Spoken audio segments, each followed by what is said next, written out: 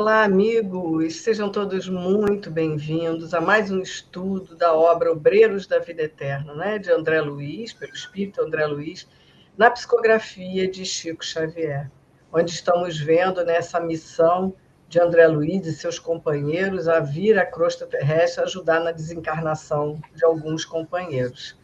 E nós estamos no capítulo 5. Não é isso, Thelma? Tudo bem, Thelma? Tudo bom, queridos amigos, tudo bom, Márcia? Esperando que todos estejam bem, né? Que estejam aí aproveitando a nossa história, o nosso contexto aí do livro, trazido por André Luiz. E vamos, então, fazer aquele resuminho, né, que a gente gosta, do capítulo passado, que nós dividimos em duas partes. E a primeira parte foi aquela conversa, aliás, essa também vai ser uma conversa com o irmão Gotuso, André e o irmão Gotuso, aonde ele está fazendo ali revelações muito importantes, lastimáveis, né, de como ele se viu no mundo espiritual, o que ele encontrou diante das convicções que ele trazia, dos valores que ele tinha construído, né, ao longo da existência dele, através da religião que ele professava, que era o catolicismo, e a gente viu aí, né, todo esse contexto da falta do conhecimento da imortalidade da alma, o que pode proporcionar ao espírito, né, quando não tem essa certeza. E no final ele termina, quer dizer, no final da parte 1, ele querendo contar para o André porque ele ainda, nos momentos onde ele não estava no trabalho lá da casa transitória, para onde ele ia. Ele disse que ia para próximo à crosta terrestre. E André fica curioso sabendo, né, por que ele ainda, o que prendia ele, tudo isso. E aí ele vai contar para André alguma das suas dores, né, que faz com que ele se sinta preso às lembranças, às reminiscências do passado, que é uma realidade que todos nós temos, né? É bem interessante, né, Thelma? Porque É bem nós vamos ver interessante. o quanto o Gotuso era totalmente consciente da situação dele, das possibilidades dele crescer, mas que mesmo assim, e isso é interessante porque a gente olha para a nossa vida, né? Quantas coisas É, nós somos conscientes que nos fazem mal, que não vai ser bom, e a gente continua fazendo, não é? Então, é isso que a gente vai ver aqui, por quanto ele ainda é apegado, ele vai nos explicar essa vida dele ainda de apego ao plano terrestre. Então, vamos lá. Bom, então, como o Thelma falou, ele está contando ainda, né, por que ele ainda é tão apegado aqui à crosta terrestre. Então, ele fala: eu trago ainda a mente e o coração presos ao ninho doméstico que perdi com o corpo carnal. Readaptei-me ao trabalho, por isso, venho sendo aproveitado de algum modo em atividades úteis. Entretanto, ainda não me habituei com a morte e sofro naturalmente os resultados dessa desarmonia. Encontro-me num curso adiantado de preparação interior, no qual progrido lentamente. Então, aqui a gente vê, né? E olha, a gente lembra que André Luiz nos diz que ele desencarnou antes dele. André Luiz já passou aquele tempo todo naquelas zonas de sofrimento, e aí a gente vê, né, que ele também já passou por tudo isso, tem esclarecimento, sabe dos sofrimentos daqueles que estão naquelas zonas, mas ele ainda se vê lá, ainda preso, como ele diz aqui, ao coração, ao ninho doméstico, né, Thelma? Quer comentar alguma coisa antes da gente não, é ir? isso mesmo. Ele está contando aí as dificuldades que ele tem, que é uma coisa que a gente sabe que não é fácil, né? Nós nos desprendermos de um momento para o outro. E como ele não tinha esse conhecimento do desapego, da necessidade de se preparar para partir para o mundo espiritual, ele achava, né, que com a morte tudo terminava, então essa parte também ficou um pouco prejudicada, né? Então ele traz isso na mente dele, traz essa saudade, né? esse desejo de ainda estar ali junto daqueles, né, nas suas atividades, nos seus labores. E aí André diz que ele se esforça, né, para assumir diante dele uma atitude tranquilizadora.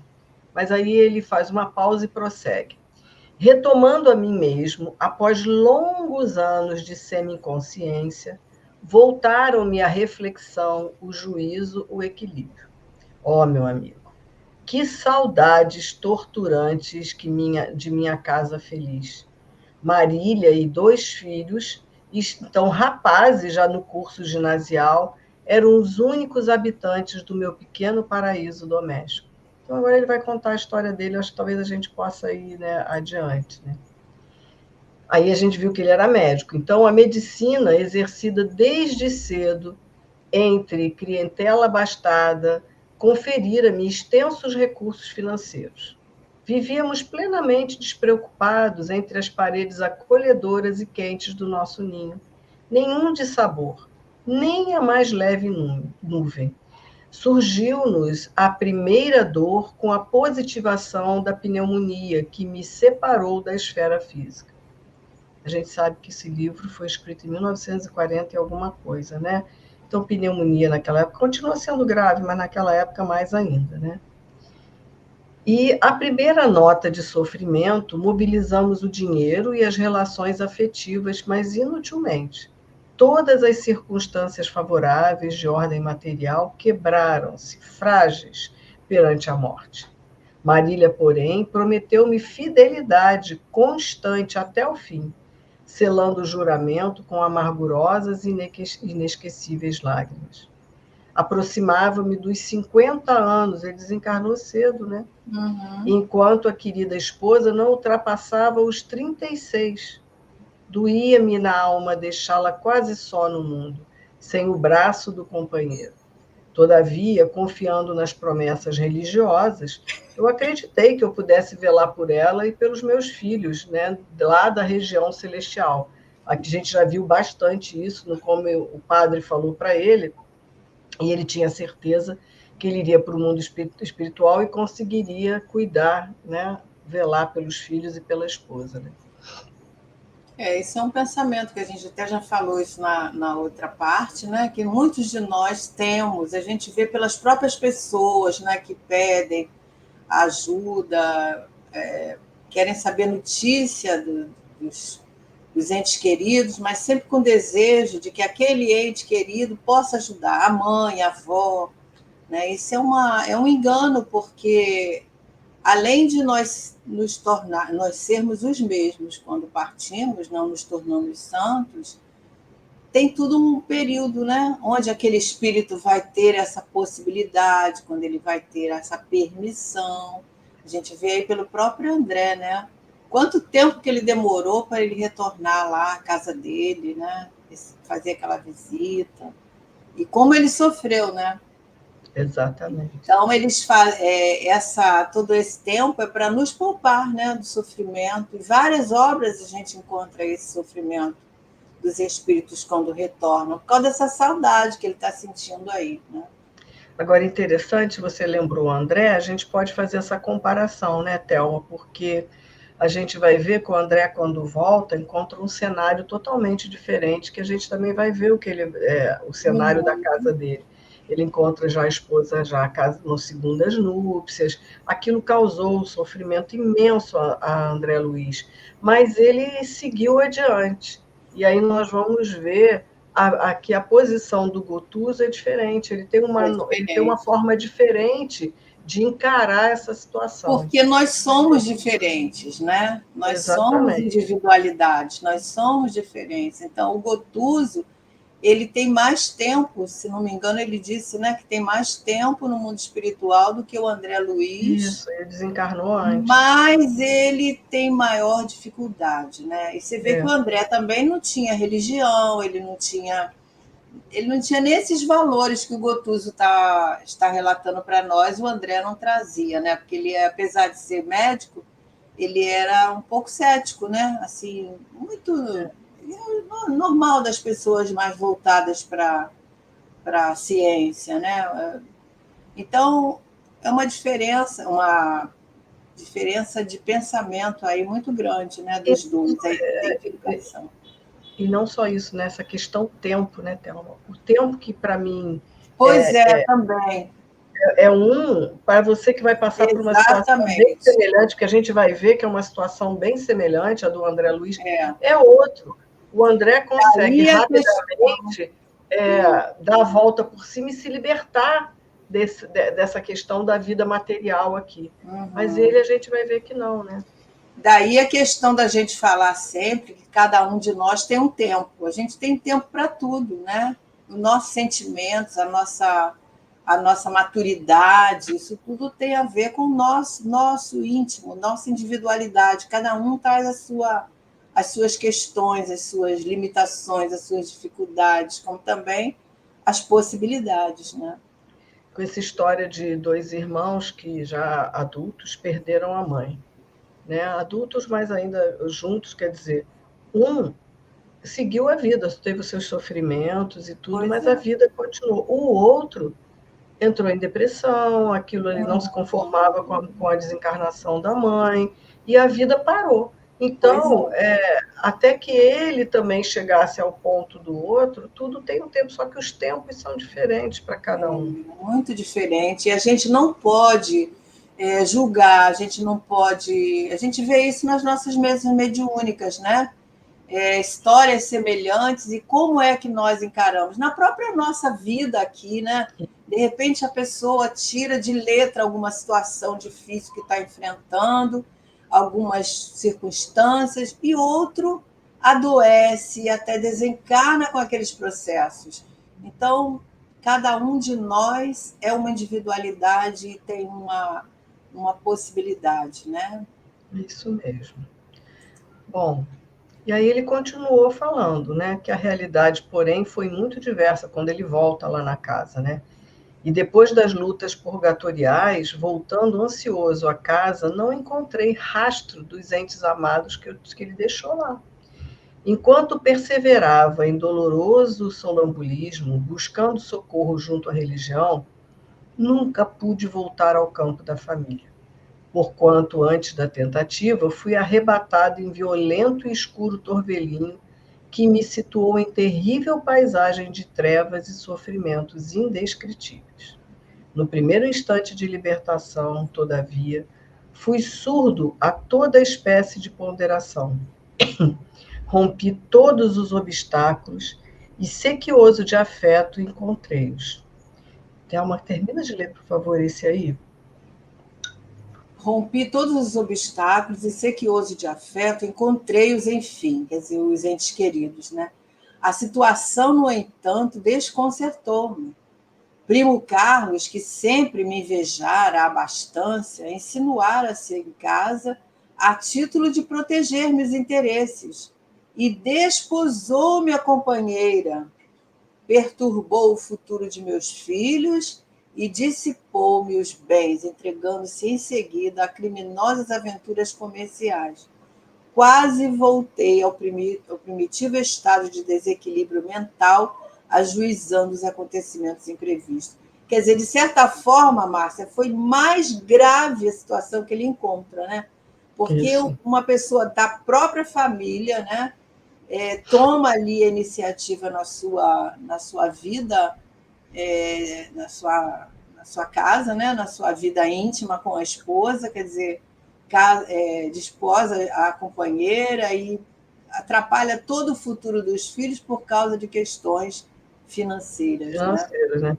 Então a gente vê aqui que ele vê a esposa que tinha prometido fidelidade, casa de novo, os filhos desviados do caminho, e toda a questão que ele construiu materialmente, ele vendo sendo derrocada.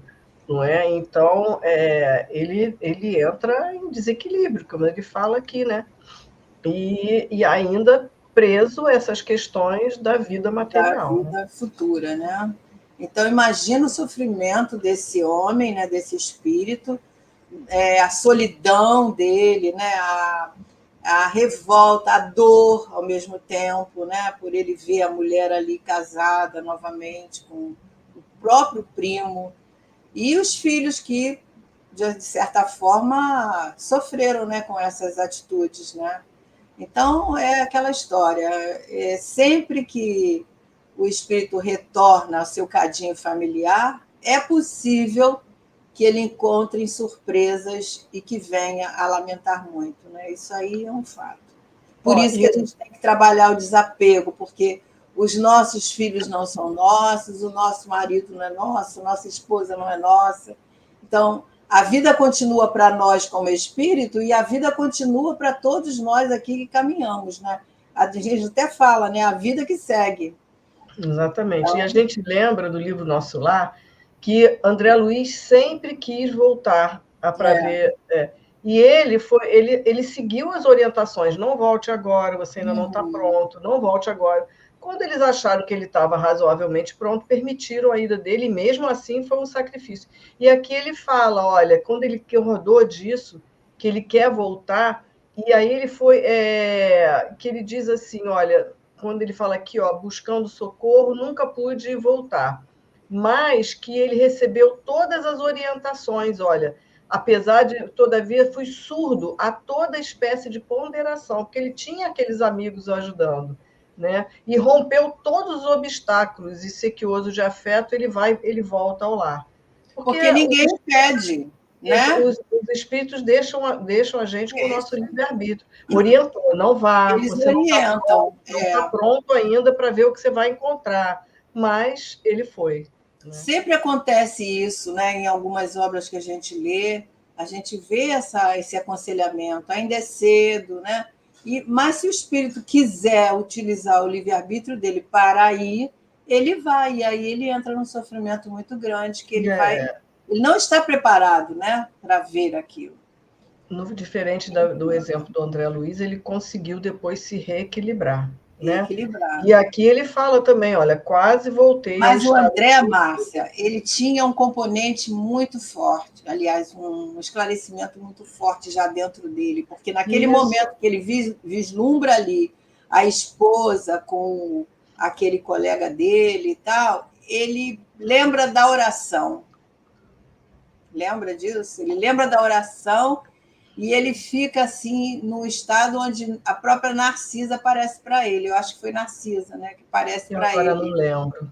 dando uma sustentação, amparando ele, porque aqui no caso o Gotuso fala: quase voltei ao primitivo estado de desequilíbrio mental, porque os espíritos também enlouquecem, os espíritos Exatamente. também se desequilibram, né, diante daquela situação. É isso. Vamos nós. Bom, e aí, ele vai continuando, após prantear a posição dos meus rapazes, convertidos em agenciadores de maus negócios, encontrei Marília, justamente no dia imediato ao nascimento do segundo filhinho do casal. Ajoelhei-me em soluços ao pé do leito humilde em que repousava e perguntei-lhe pelo patrimônio de paz que lhe depositara confiante nas mãos ao partir. A infeliz, fundamente desfigurada, não me identificou a presença, nem ouviu a voz, mas lembrou-se intensamente de mim. Contemplou o pequenino que dormia calmo e caiu em pranto convulsivo, provocando a presença de Carlos, declarando-se angustiosa e nervosa. Quando vi chegar o invasor, irracível e detestado, recuei, tomado de infinito horror. Não tive forças. Era isso que me aguardava após tamanha luta? Deveria conformar-me e abençoar os que me feriam? O quadro era excessivamente negro para mim. Em prejuízo de meu espírito, desfrutar uma existência regular com todos os desejos atendidos. Não me iniciara no ministério da tolerância, da paciência, da dor. E por esse motivo, meus sofrimentos assumiram assustadoras proporções.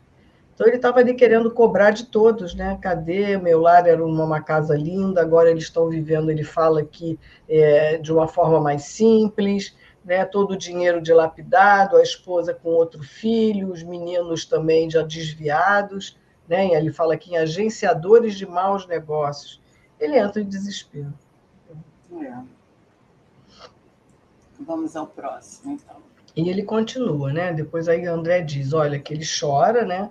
Ele enxuga as lágrimas que lhe correram abundantemente dos olhos, e em vista da impressão forte que o seu pranto me causava, ele terminou. Quase 10 anos são decorridos e minha mágoa continua tão viva como na primeira hora. Olha isso, gente. 10 anos do nosso tempo e ele ainda com essa mágoa no coração. Essa má água que faz É, com que a gente fique totalmente contaminado.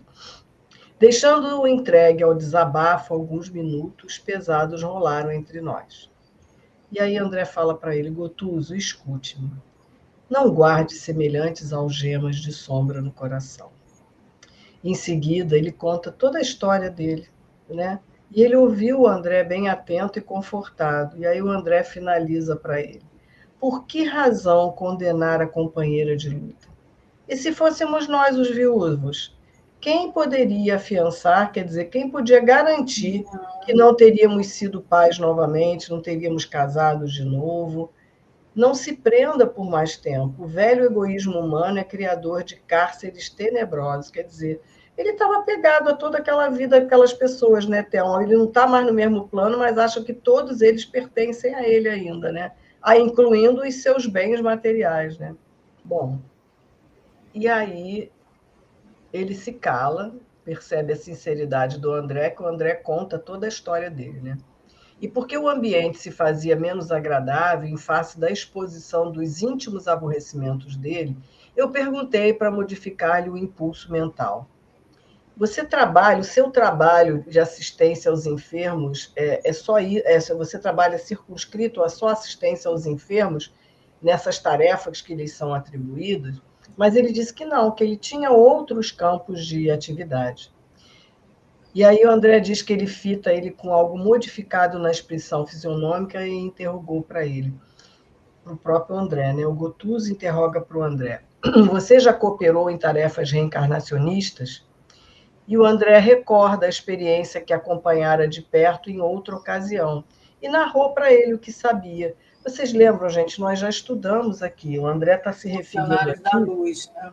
ao livro Missionários da Luz, nos capítulos 12, 13 e 14, na reencarnação de Segismundo, e que a gente estudou, né? Foram capítulos muito longos, né, Thelma, que renderam muitos programas de bastante detalhamento da reencarnação de alguém que já podia pensar no planejamento reencarnatório, né, de uma forma diferente, né, Thelma? A gente vai ver aqui, diferentemente de alguns espíritos que têm essa reencarnação quase que compulsória, né? Então a gente viu que Segismundo teve uma condição diferente, né? É muito Então ele interessante é, essa chamada dele aí para esse caso, né? Vamos ver por que que ele fala isso. Olha só. isso. Ainda faltava acho que um pedacinho ali. Volta lá, É? por favor. Esse finalzinho. E aí o André fala para ele, conta, né? E aí ele fixou o olhar significativo e tornou: sim, você conhece um caso de reencarnação de natureza superior. Um caso em que o interessado se fizera credor da gentileza de vários amigos que o auxiliaram desveladamente. Então, a gente sabe que o Segismundo participou, né, do planejamento da reencarnação dele. Aí ele vai continuar agora. Aqui, todavia, acompanhamos situações muito dolorosas através de incidentes desagradabilíssimos para a sensibilidade. São trabalhos reencarnacionistas de ordem inferior, mais difíceis e complexos. Não calculam o que sejam. A verdadeira mobilização de inúmeros benfeitores sábios e piedosos dos planos mais altos, que nos traçam as necessárias diretrizes. Por vezes, surgem problemas torturantes no esforço de aproximação e ligação dos interessados ao ambiente em que serão recebidos, de tal modo deploráveis que muito angustiosas para nós se fazem as situações, sendo imprescindível o concurso de elevado número de obreiros. Segue-se a reencarnação expiatória de inenarráveis padecimentos, pelas vibrações contundentes do ódio e das humilhações punitivas. Na esfera venturosa em que você habita, há institutos para considerar as sugestões de escolha pessoal. O livre-arbítrio, garantidor de créditos naturais, pode solicitar modificações e apresentar exigências justas, mas aqui as condições são diferentes. Então, ele está falando como é que são essas reencarnações compulsórias e expiatórias, né, Thelma? De que você vem com os seus desafetos, com os seus ódios, com aqueles que te humilharam ou que você humilhou, e que é esse embate fluidicamente para que se consiga ter esse processo de ligação daquele perispírito com essa mãezinha, né, que vai receber esse corpo, né, esse espírito. São situações que utiliza-se aquilo que tem, né? Aquela circunstância que necessária e que precisa. Então, são compulsórias, é aquilo que nós temos. E ele está dizendo para a gente que assistir tudo isso é muito doloroso, né? Porque ele vai continuar aí, vai falar nisso até adiante, né? Ele vai dizer, ao próximo: almas grosseiras e endividadas não podem ser atendidas em suas preferências acerca do próprio futuro. Não tem perdeu esse direito, né? Em virtude da ignorância deliberada em que se comprazem indefinidamente. E, de acordo com aqueles que as tutelam da região superior, são compelidas a aceitar os roteiros estabelecidos pelas autoridades competentes para os seus casos individuais. Por nossa vez, somos executores das providências respectivas e constitui-nos obrigação vencer os mais extensos e escuros obstáculos. Nesses quadros de dor, vemos pais e mães que instintivamente repelem a influenciação dos filhinhos antes do berço, dando pasto a discórdias sem nome, a antagonismos aparentemente injustificáveis, a moléstias indefiníveis e a abortos criminosos. Enquanto isso ocorre, os adversários que reencarnam em obediência ao trabalho redentor, programado pelos mentores abnegados dessas personagens de dramas sombrios, com longa representação no cenário da existência humana, penetram o campo psíquico dos ex-inimigos e futuros progenitores, impondo-lhes sacrifícios intensos e quase insuportáveis. Deve ser muito dolorido, tanto para aquele que está vindo e para aqueles que estão recebendo, né, Thelma?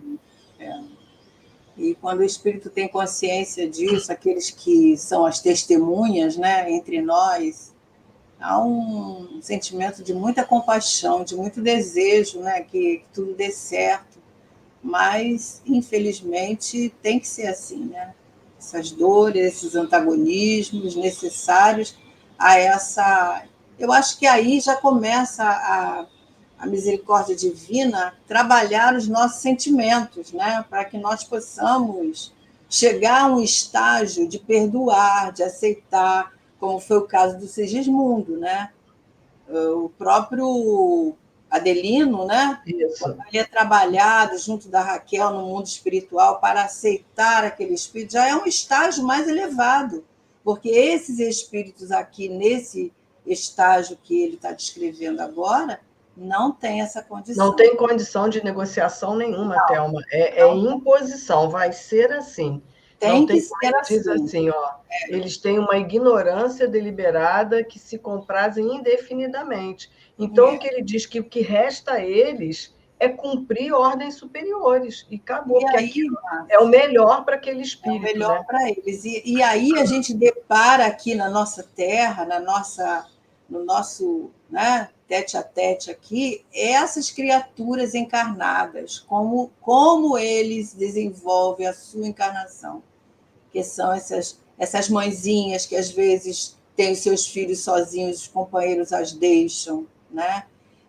São aquelas mães que não recebem os filhos com aquela maternidade consciente, né? Que às vezes abandona, às vezes se dedicam aos vícios das drogas e as crianças ficam ao léu, né? Então, são tantas realidades dolorosas que a gente se depara com esse quadro de espíritos, com esse nível de espíritos que precisam reencarnar nessa expiação, que realmente só pode causar em nós que temos um pouquinho de sensibilidade é muita dor, muita compaixão. E a gente procurar ajudar, né? A gente procurar ajudar, porque essas gestantes que às vezes chegam nas casas espíritas pedindo o enxoval, que é a parte material, pedindo a cesta básica, sem nenhuma condição, né? Aí a gente se sente ali no papel de trabalhador do Cristo. É. Mas mesmo em casas abastadas, a gente vê isso, né? É Porque isso, sim, a gente está sim. vendo que isso são dramas sombrios, como ele diz aqui, né? Que são de milenares, né? De campos aqui que ele fala de ódios e de tudo que vai dessas discórdias e tudo que tem esses espíritos ao longo dos séculos, né? Das suas vivências e das nossas ignorâncias aí, né? E aí a gente às vezes pensa, né, de onde vêm esses espíritos? De regiões próximas à crosta, né? Que ainda estão muito ligados a essas necessidades, muito ligados a essas sensações, sensibilidade, necessidade e dificuldades que eles trazem imensas, né? Então é uma coisa que me comove muito, sabe?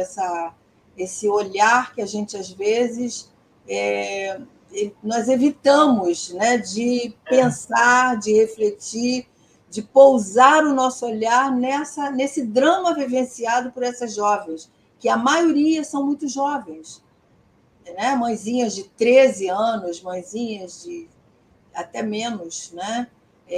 Dentro das nossas comunidades, com muita dificuldade. Então, a gente tem que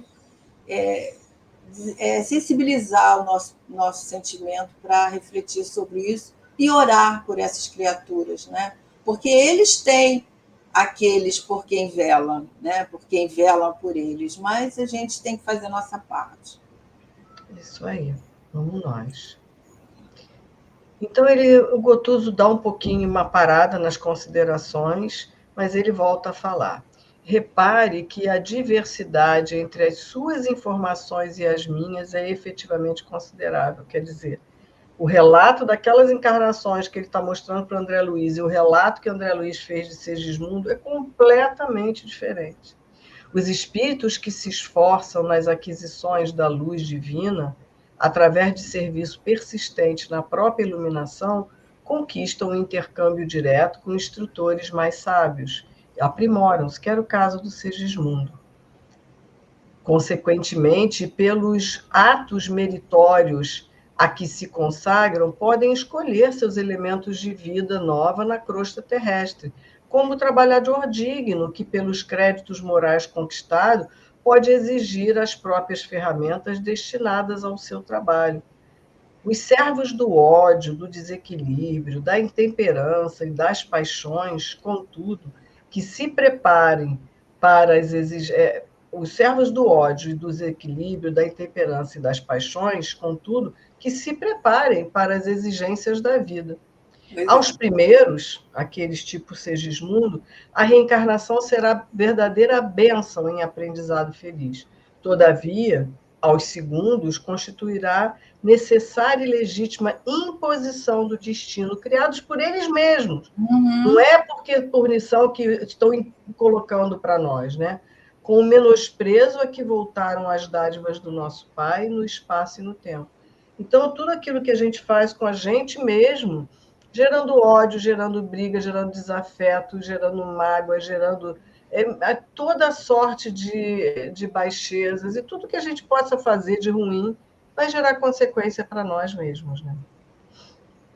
E vamos ter que reencarnar, né? Rever essas questões, sempre, sempre, né? E aí o André diz que escutou essas observações sobre inexcedível impressão de alegria e encantamento. E ele não pôde soltar a conclusão que me saiu otimista e espontânea da boca. Gotuso, mas é você, experiente desse modo quanto aos problemas do resgate espiritual, quem guarda mágoa do lar que se foi? Como pode encarcerar-se no desalento a deter tamanha possibilidade de libertação? E aí Gotuso fixa o olhos em André Luiz, como a dizer em silêncio que sabia de tudo isso, mas esforçou-se o parecer jovial e respondeu. Quer dizer, ele ainda fala, olha, olhos inteligentes e lúcidos, tipo assim, né? Eu sei de tudo isso, né? Não se preocupe.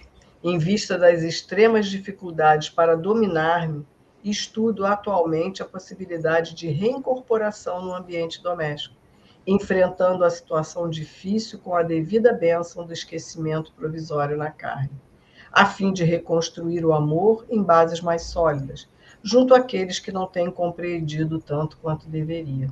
Então, quem sabe, ele está pleiteando voltar, e pode ser Aquele que ele lá. volte como filho da própria Marília e do Carlos, ou a gente não sabe, né?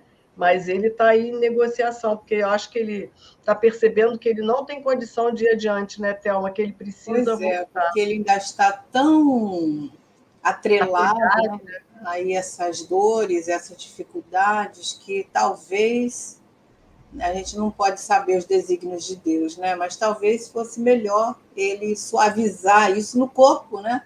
Essa vivência no corpo, e agora que ele tem essa perspectiva da vida após a vida, quem sabe, né? Poderá ser diferente, né? Porque do nosso tempo, se vocês lembram, ele disse que ele está há 10 anos que ele descobre essa situação e ele não consegue, ele está há 10 anos sem conseguir se libertar disso. Uhum. Está 10 anos preso nesse cenário de ódio, né, de desprezo. Então, eu acho que ele mesmo chegou à conclusão de que eu não tenho outra saída, já que eu não consigo, então ele, né, ele vai acabar pedindo para voltar, né?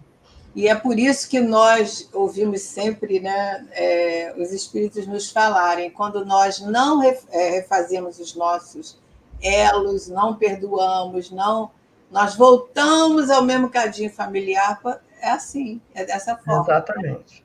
Nós temos que voltar para nos reabilitarmos com a lei e com aqueles com quem nós deixamos ali. Né? Bom, nesse instante, certa enfermeira assomou à porta de entrada, pedindo licença para interromper-nos e notificou que a turma de sentinelas em tratamento mental esperava no salão contíguo. Esclareceu Gotuso que seguiria imediatamente. Novamente a sós, ele explicou-me sorrindo.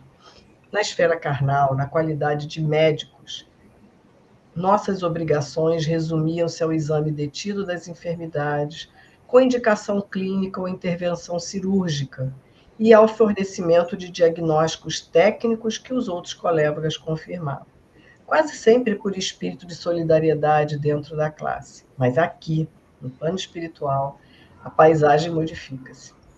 Cabe-me usar a língua como estilete criador de vida nova.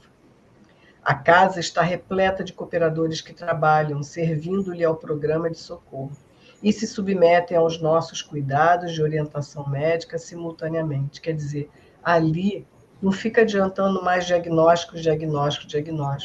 O que faz é ele cuidar de conversar, de tentar cuidar da mente daqueles que estão ali, né? É bem interessante isso, né? A proposta dele para o mundo espiritual, e isso acho que serve para nós, né? Porque no plano do nosso autoconhecimento, né? A gente deixar um pouco as coisas materiais e olhar para dentro de nós, o que nós precisamos, né? O que nós precisamos de buscar para nós intensificar o nosso entendimento, o nosso aclaramento das coisas espirituais. Bom, e aí ele falou também, né? Não basta, porém, que eu lhes digas o que sofrem, como fazia antigamente. Devo funcionar, acima de tudo, como um professor de higiene mental, auxiliando-os na germinação e desenvolvimento de ideias reformadoras e construtivas, que lhes levem o padrão da vida íntima. Distribuímos recursos magnéticos de restauração com todos os necessitados, reanimando-lhes a organização geral, com os elementos de cura ao nosso alcance. Entretanto, não sei ensinar a cada enfermo algo de novo que lhe reajuste a alma. Noutro tempo, tínhamos o campo de ação na célula física, Presentemente, todavia, essa zona de atuação é na célula mental. Então, aqui, né, é muito engraçado, né, ele não consegue cuidar dele mesmo nesse sentido, mas ele está ali totalmente ciente de como ele pode ajudar. Ele diz aqui, né, ele funciona como um professor de experimental, olha só, tentando ajudar a construir novas ideias nos companheiros que estão ali, né? Que ele está bloqueado, mas ele tem muitas condições, né? De percepção, de ajudar o outro, né? Ajudar o outro. Ele precisa de colocar esse material todo a favor de nós mesmos. Ele mesmo, mas a gente não faz isso. Não é? A gente faz Você isso. ajuda o outro, mas não Nos consegue atendimentos, ajudar, né? a gente faz isso. A gente atende o outro, a gente fala para ele tudo que precisa. E muitas vezes a gente está fazendo uma catarse. Eu utilizo muito isso, porque no momento que você está falando para o outro, você está falando para nós mesmos. Quantas vezes vem aquele atendimento ali para a gente, que é um quadro que a gente tem na nossa vida, que a gente vivencia, e a gente tem que falar para o outro, mas trazendo aquilo para nós, né? Que é o que a gente precisa fazer. É isso aí.